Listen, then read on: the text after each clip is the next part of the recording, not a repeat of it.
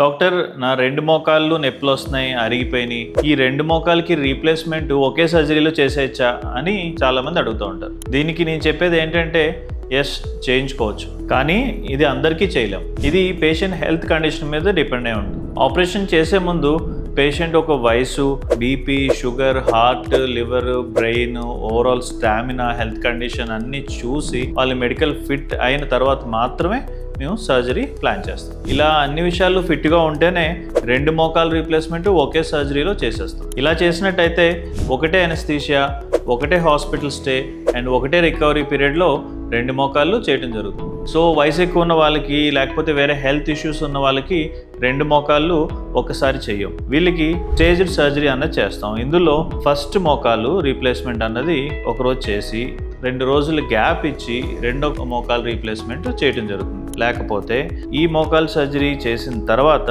2వ మోకాలు replacement 1 month తర్వాత చేయటం జరుగుతుంది. సో 2 మోకాలు రీప్లేస్మెంట్ ఒకసారి చేయించుకుంటే బెనిఫిట్స్ ఎక్కువ ఉన్నాయి కదా అని చెప్పేసి మీ డాక్టర్ని అదే చేయమని అడగద్దు. అని మీ డాక్టర్ మీ హెల్త్ కండిషన్ చూసిన తర్వాత మీకు ఏ సర్జరీ సూటబుల్ అవుతుందో మీ డాక్టర్ సజెస్ట్ చేస్తారు, దాన్ని మీరు ఫాలో అవ్వండి.